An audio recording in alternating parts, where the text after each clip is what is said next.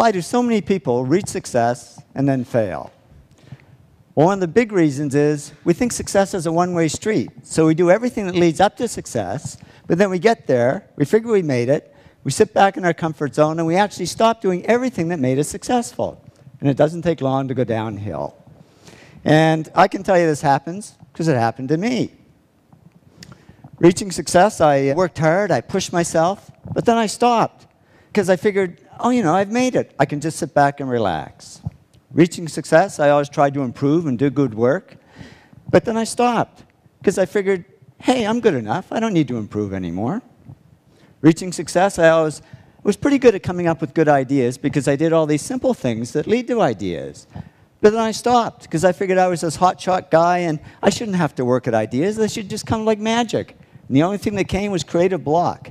I couldn't come up with any ideas. Reaching success, I always focused on clients and projects and ignored the money. But then all this money started pouring in, and I got distracted by it. And suddenly I was on the phone to my stockbroker and my real estate agent when I should have been talking to my clients. And reaching success, I always did what I loved. But then I got into stuff I didn't love, like management.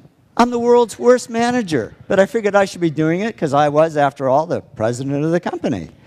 Well, soon a black cloud formed over my head, and here I was, outwardly very successful, but inwardly very depressed. But I'm a guy. I knew how to fix it. I bought a fast car. It didn't help. I was faster, but just as depressed. So I went to my doctor. I said, Doc, I can buy anything I want, but I'm not happy. I'm depressed. It's true what they say, and I didn't believe it until it happened to me, but money can't buy happiness. He said, no, but it can buy Prozac.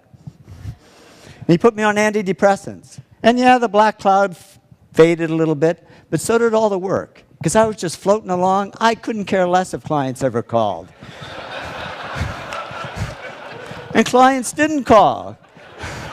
Because they could see I was no longer serving them, I was only serving myself. So they took their money and their projects to others who would serve them better. Well, it didn't take long for business to drop like a rock. My partner and I, Tom, we had to let all our employees go. It was down to just the two of us, and we were about to go under. And that was great, because with no employees, there was nobody for me to manage. So I went back to doing the projects I loved. I had fun again, I worked harder, and to cut a long story short, did all the things that took me back up to success, but it wasn't a quick trip. It took 7 years. But in the end, business grew bigger than ever.